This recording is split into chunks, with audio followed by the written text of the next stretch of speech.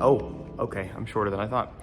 This is a video that I really, truly did not want to make, but it has been so long and there have been so many questions that I have to make something and say something about what's happening. I've built cars for a long time, and this has been one of the most frustrating 4 months I think I've ever had with cars in my life. A lot of you think you know me, but you don't. I'm a very kind person, and honestly, I suffer for this. I give people the benefit of the doubt a lot. I'm always the optimistic one, and I always give people a chance, especially before I go, you know, I'm not the type of guy that wants to make drama or like wants to start anything, but guys, this BMW has been a nightmare. So, too long, didn't read, I'll summarize it for you. I spent $5,000 on a Supercharger Kit because I didn't want to turbocharge my BMW, because I wanted something bolt-on and simple to keep the car reliable as a fun street drift car. I bought a $5,000 Supercharger Kit that has been made for almost 20 years or more. I was sent the wrong products, the products were broken. It broke about $2,000 worth of stuff on my car and counting. The kit doesn't work, and the company doesn't seem to care. And that's kind of the biggest upset for me. I'm gonna move this again, because I'm short. So the not so condensed version. Now I'll still try and keep this as short as I can, but it's gonna be a lot. The BMW is really fun, but I've drifted long enough now to where I can use a car with more power. That's not to say I might not get a stock 350Z again just for some, you know, door banging type stuff. But like with that car in particular, I wanted something a little bit more, and I wanted that car in particular because it's a wagon. I wanted to be able to keep up with some of my LS friends, do some tire smoke, have fun ride-alongs with you guys, because the car, quite frankly, was boring, and I was literally pinned to the floor the entire time I was drifting it.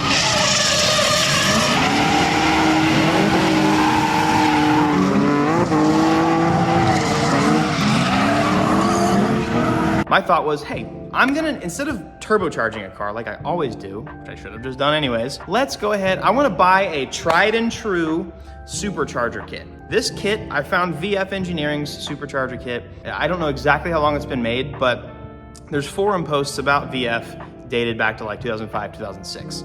So it's been around a long time. So you would think, oh yeah, this has gotta be the perfect bolt-on option, and there's gotta be no possible way that they can have issues after being produced this long. Spoiler alert, that is not true. And I want you guys to know, I was a massive pushover in all of this. I was not being rude to them, I was keeping them updated, but you know, I was also just not being assisted and whatever. So we get the Supercharger installed. I had Garen working for me at the time, so he installed the kit. The goofiest thing ever. Here's where like a red flag was for me. After the kit was on, the car obviously needed a tune. You have to send your ECU to them, and they don't even provide it as a service. You have to also pay shipping there and back after you buy their $5,000 kit. That was really dumb. So I send the ECU off because I want the car to run. And they claim that their tune is a 350 horsepower, probably crank tune, and like it's supposed to be track ready to go. So ideally, you're supposed to be able to bolt this on, get your ECU back from them, freaking go. That's not the problem though. I'm trying to even think of the first issue, man. Oh my goodness. First problem, the fans. You guys have probably seen, in the water pump. This kit's all inclusive. It comes with everything that is designed to work as one. Like they have a fan extension to retain OEM clutch fan. You change some water lines and stuff like that, and you make some room for the fan in there. First startup of the thing, I was super excited. I started up, let it run for a little bit, had some weird noises. I rev it just a tad, my fan explodes. My clutch fan explodes everywhere, and it breaks my radiator, it breaks my overflow reservoir. Then we found out that the reason why that happened was it broke my water pump. And this is not a common issue. In fact, it should never be an issue ever. So I gave VF the benefit, okay, I'm gonna try not to be so passionate here about this. So I gave VF the benefit of the doubt, and I was like, okay, you know what? Maybe this old clutch fan was wonky and wobbly. Maybe my old water pump was not milled right or something. Like BMW OEM aluminum water pump is gonna be wrong. It was crazy because it bent out all the studs in my block. I was really worried I had to do maybe even helicoil some stuff, but I mean, it broke my water pump into pieces, destroyed a $300 clutch fan, destroyed $400 worth of cooling in my engine bay. So I had to get all that reordered, and then I was just on waiting. So it was wasting my time. That's honestly the biggest part about all this, waste of time. So I get a new clutch fan. I upgraded because I, again, wanted to give VF the benefit of the doubt. I was like, you know what, maybe it was a bad fan because they are prone to exploding. So I got what Chelsea DeNofa recommended. It was the 740i URO fan that had like the ring around it, which is not supposed to explode ever. I reinstalled it. I got the new water pump from FCP Euro, a new radiator. I just had to buy a new radiator, that expansion tank, all that kind of stuff. Expensive fix. I start the car back up. Everything is perfectly tight. I torqued everything to spec. There could not have been a better install on this. I did make a video about this. A lot of you guys saw it. Started it up, instantly shredded my new water pump again. And it was all because, where's that little piece? All because this little piece of aluminum was milled out of spec. I don't know how that happens. I want to disclose this. Even though I did give them the benefit of the doubt, I am very observant and I am good at building cars despite what YouTube might say. I noticed that the fan was wobbling the first time, and I did mention it to them, but they said to me in email, they were like, that's impossible. It's made on a mill. It can't be out of spec. It has to be something, I'm now paraphrasing, but it has to be something on your car. And I was like, okay, whatever. So tried it again. This is the extension for the, and to be fair, it's very hard to make something out of spec on a lathe, but it's not impossible, obviously. And again, they were aware of all this at this time. Put it back on. I even took a video again. After I installed, I was like, dude, this is wobbly. I sent them slow motion videos of it, let them know. I'm like, this still doesn't look right. And then obviously, like after running for a very short amount of time, it blew apart another $400 clutch fan. It dented the radiator. So I told them, I was like, dude, this is made out of spec. And they still didn't believe me. This is when I started sending them like slow motion videos. Because I took all this preemptively because I knew I was not wrong here. I've done this for too long. I knew I wasn't wrong in this situation. And so I showed them that, blew it apart, whatever. Out of the kindness of their hearts, after me breaking like $1,200 worth of things, they sent me a used $150 E-fan. Because that's what I was going to do anyways. So they had something lying around the back of their warehouse. It was literally covered in, like, the box was covered in mold. It was gross. So it'd probably been sitting on the floor for years. And, but you know, I'm glad they did that because that's 150, 200 bucks I didn't have to spend, and it works. Moving on to, wait, what is next? There's so many problems, bro. Oh, moving on to the first drive. So now that I have the E-fan on and I am literally my pants, making sure that there's no leaks and I'm not gonna break a water pump. After I'm revving it for an hour and figuring out that it may be okay to drive, I'm wetting my diaper, I'm pooping in myself, on myself, over myself as I'm driving, because I'm like, dude, I'm already so traumatized by this. So I take the car out for its first spin. Again, keep in mind this, I sent my ECU to them so that they could tune it for this. Car felt like dog, bro. It felt like a 318 Ti with low compression. I'm talking, this thing probably made 80 horsepower. And I was so confused. And granted, I didn't have an AFR gauge or a boost gauge in it yet because I shouldn't have needed to. This is a bolt-on kit. It's supposed to make 6 to 7 PSI, exactly how it is, and it's already pre-tuned. I had a bunch of theories here, and oh, I gotta mention this too, man. I'll also say this, and this is nothing against him. This is nothing against him. Whenever I first got the ECU back from VF, I immediately ripped the tune off of it and I sent it to the tuner I was using at the time. And I was like, dude, will you just look at this? Because I'd already gotten heartbroken by them and I thought everything was fishy from the get-go. I was like, can you please just look at this, okay? Look at the tune. I don't know if it's gonna run right. I'm just gonna rip it to you and send it to you. And I'm just saying, if you would have just looked at it, it would have saved me almost a month of my time. But he didn't. So the car made no power. There's a few options to go through and look at and fix. The first thing is MAF sensor could be wrong or could be bad. That controls your fueling, your timing, controls a lot of things. You could have a massive boost leak. Could have had a bad fuel pump, which actually I did. Lucky Evan had his third fuel pump go bad. So I decided to upgrade to a DeechWorks 200 and it now works absolutely perfectly. Builds fantastic fuel pressure. Thank you, DeechWorks. I love you all. What do? So I buy a smoke tester. I've never owned a smoke tester because I've never built a boosted car that leaks. I'm gonna be honest. So this is what was surprising to me.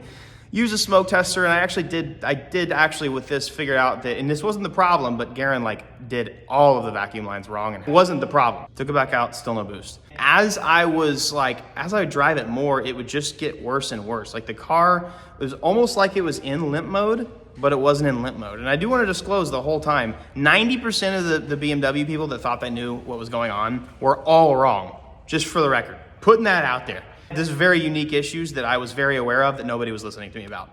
My life. Took it back in, and one of my good friends was like, unplug the MAF sensor.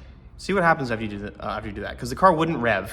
It would like it wouldn't hit a rev limiter. It was just the fueling was off. Something was very wrong. And this is granted, no vacuum leaks, FPR's all good. Like everything's good in the car. Unplugged the MAF sensor, revved flawlessly. Worked amazingly. Now you wouldn't drive a car like that because you're gonna run insanely rich. You'll probably blow your motor really quickly or cause some really bad damage. But like, obviously it's gonna be rich, but it idled better, started better, and revved better than it ever had. But that's not a thing. You don't do that. You shouldn't have to do that. That's not a thing. I apologize in advance. I'm very passionate about this. This is very frustrating. He wanted to delete the MAF and do non-speed density, or do a non-speed density tune. He wanted to tune alpha N. I was like, dude, I think it's the MAF sensor. So I went ahead and bought a new MAF sensor just in case, which those are not cheap, as you guys might know. Bought a new MAF sensor, still did the same thing. Keep in mind, dude, all these fixes and issues, these are days apart. So I'm in constant like pain, agony, waiting period for something to finally resolve on the BMW. And this whole time I'm like, dude, you know, tuner, will you just look at the car? Will you just look at the car? Will you just look at the tune? Can you look at the MAF scaling? Will you check the MAF scaling? What if they scale? I even mentioned it. I'm just gonna say it. I even mentioned, I was like, what if they scaled it for a 2.5i? I just need you to look at the tune. But it's like, nope, smoke test it. Nope, do this. Nope, do that. I was just gonna say again, I was also right. So I found another tuner that was willing to just look at my tune file, and immediately, bro goes, they gave you a base 325 iTune with a little bit of fuel scaling to match your injectors that came with the kit. And on top of that, then not only did they give me a tune for the wrong car, they put a MAF hack in it. And MAF hacks are used when the MAF is in line with boost. To put it out there, there's no way you can even put the MAF in line with boost in this kit.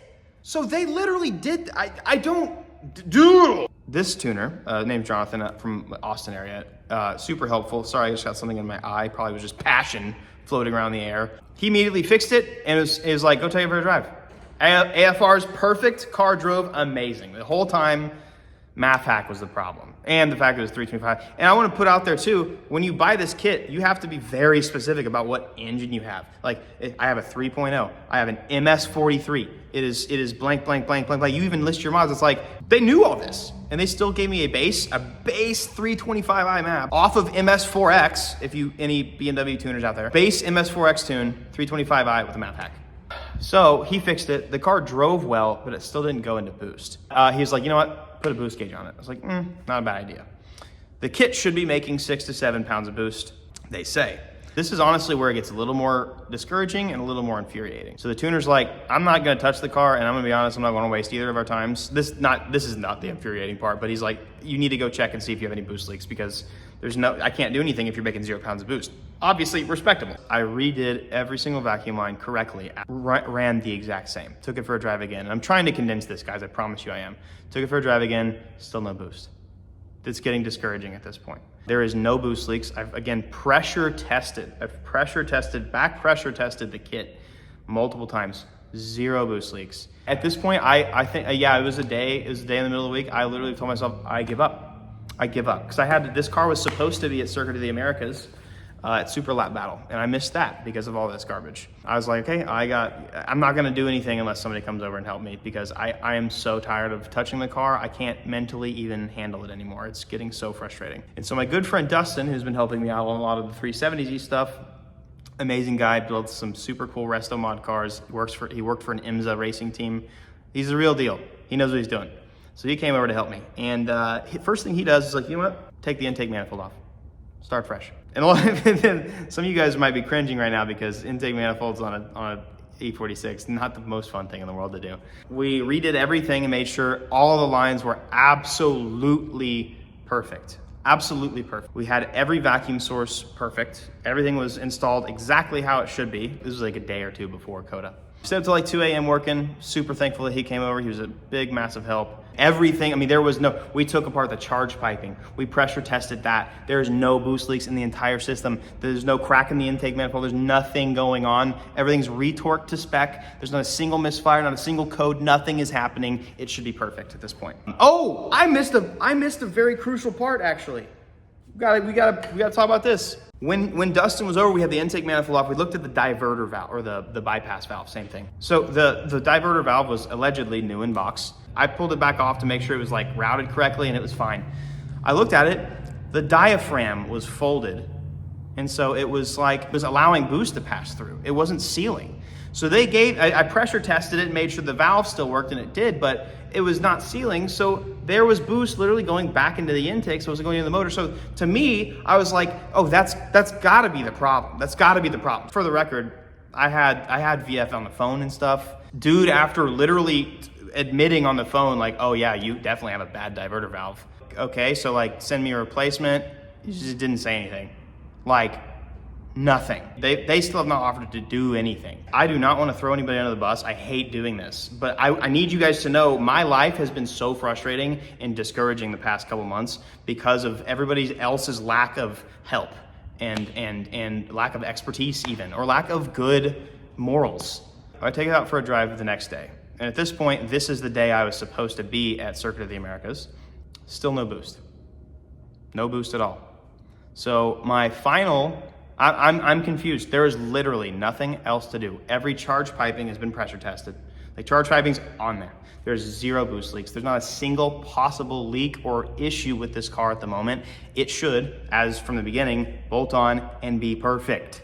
Even with the tune that I have right now, it should be building boost and making good power. And there should be minor timing adjustments up top. At redline, by the way, I have to take it to like redline-ish. I'm literally risking blowing up my car every time I'm attempting to see if this godforsaken kit works, because you have to take it to redline to see if the kit even builds boost, because that's how superchargers work. And same thing with revving, whatever.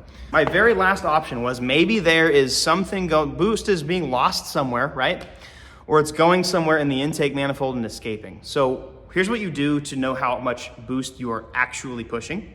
You tap the compressor housing of your turbo, in this case supercharger, which a centrifugal supercharger is a belt-driven turbo. So I tapped, this is a normal thing, not gross, not bad.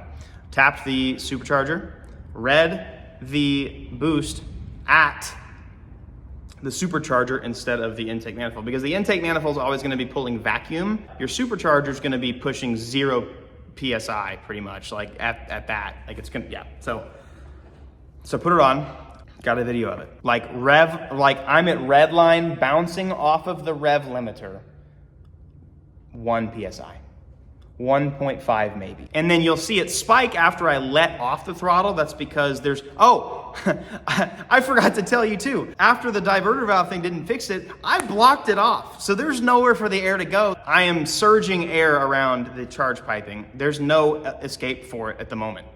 So there's no diverter valve. There's nowhere for the air to go. I am making 1 PSI from this much charge piping. And if it was a problem with my intake manifold, it would have read differently. But we're making 1 PSI. And the reason why it'll spike after I let off throttle is because once the throttle blade closes, the air's gotta go somewhere and it compresses, and then it obviously makes more pounds per square inch of air in that sort of compartment. So I'm not actually making it'll bounce up to probably 3 or 4 pounds of boost, but it's because it's multiplying the amount of air that's in here and it's literally compressing itself. So then I contacted him. I was like, dude, first off, can I just return this? And of course he just ignores me. And then second was is the pulley wrong? Did they give me too big of a pulley? Now listen, I have never supercharged the car, but I'm not stupid and I wasn't born yesterday. I know how superchargers work. I know that a larger pulley makes less boost and a smaller pulley makes more boost. Again, this was supposed to be a bolt-on kit that is self-sustaining and perfect, as is out of the box. I even have text from this guy. I'm like, dude, it doesn't make any boost. I've done this, I've done this. They know everything, by the way. I've told them everything, and it's either ignore or it's well, I'll listen to you vent on the phone. I was talking to him yesterday and he doesn't believe me that this stuff is happening. I ended up pulling the trigger on just buying a 262 pulley to see if I can make any boost. So that is where I'm currently at. I have a 4-inch pulley. And so he's like, no, we've seen many applications of this 4-inch pulley making 6 to 7 pounds of boost. I'm like, on a 330i or the 325i like you messed up the tune for, which by the way, also all that piping they sent me was made for a 325i size MAF sensor. So that was also wrong. Just going to go ahead and put that out there. So anyways, almost $7,000 later, I am making $0,000 worth of power. And it's probably one of the most I'm not infuriated, but it's one of the most discouraging frustrating things ever, because I wanted to do something for me where I gave myself the opportunity to have a dependable, reliable, cool car. And the Supercharger should have done that for me. And also, I wanted something for your sake too, where you guys always have a car to watch me drive. A car that I can bring anywhere in the nation to go drive it anywhere and go have fun with it. But now I've had a car that actually hasn't done that at all for 4 months now. So the last event was NA at another track. And so it's like, at this point, I can't sell it. I can't return it because they don't allow that. Even though they scammed me out of $5,000, let's even tack on the extra $1,500 or $2,000 that they cost me on the broken parts, and not even to mention the amount of time that it's taken me out of my day and my tuner's days off of their mistakes. Like, I'm that much in on a kit that I don't even know if it's gonna work, and they're not gonna warranty it. They're not even gonna honor it. Like, I'm not even seeing respectable humans out of any of the situation. And by the way, I've given them a lot of time. This video was filmed way before me talking, so I gave them time. So if this is out, they've either been ignoring me or they just won't do anything. So they're not gonna warranty it, especially once they take the pulley off. It literally like, it voids the Vortec warranty. And so it just puts me in the worst situation. And so I'm gonna be honest, guys, I don't have the money to go and do a different setup and say, screw you to a $5,000 turbo kit. I don't have it. So I'm now stuck with something that I have to make work.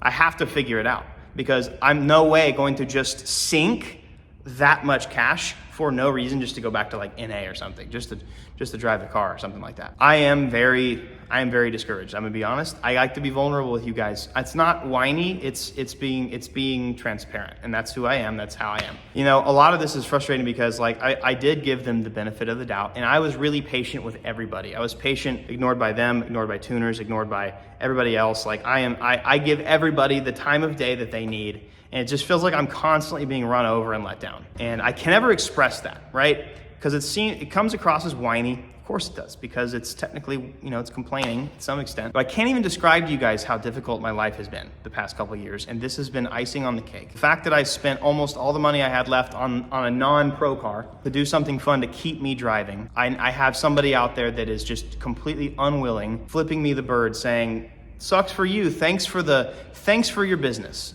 I just, like, it sucks, man. Like, these dudes make, and I think maybe the problem is, like, they make kits for Lamborghinis. They probably don't care about the little guy, the little 30-year-old with his stupid little German turd. I don't know what to do. I'm gonna be honest. I'm at my last ditch effort is to change that pulley and then see what happens. If not, if the supercharger's broken, or if the supercharger's not operating correctly, then I don't know. I followed all instructions. I've done everything correctly. I've built cars for 10 years or more. I've built boosted cars for a long time. I've never had a problem like this. Never had any issues like this. So yeah. And now I've exasperated all my resources. I have no shops to help me. Nobody to help me in my shop. No tuners to help me. And it's like, I don't know what to do. It's discouraging and frustrating. So the car is sitting in my shop, or in my garage at the moment, and I don't know.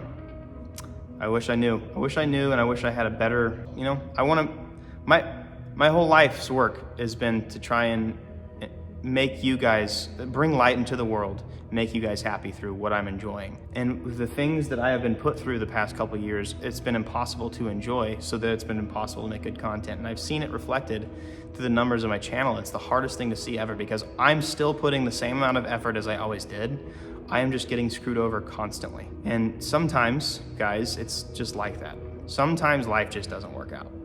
And that's not my depressing ending to this, me saying like I'm giving up or anything like that, but I'm just telling you, just realistically, sometimes things just suck. And the lessons you may learn from that, if you allow yourself, might be worth more than the money made or the people met or whatever the experiences could be if life was good. So that's my advice for you. And again, I mean no foul towards VF, even if they mean foul to me. I don't believe it took me a long time to even think, to make this. I've wanted to talk about this for a while. And the constant DMs, the constant questions, and the constant beat down on me because people think that I'm the idiot and I don't know how to get a car running, that's also frustrating too. And so it's been not only frustrating, but it's been literally degrading. I don't know what to tell you next. I don't know what happens from here. Gonna try my best, as I always do, and that is my point in life. Still gonna drift. I'm gonna win. I'm gonna go pro this year, and finish my Z and have some fun. So, love you all. I guess thank you for watching and for being awesome. Daughter's in here now, so I'm gonna go play with her. Peace out. I'll see you guys.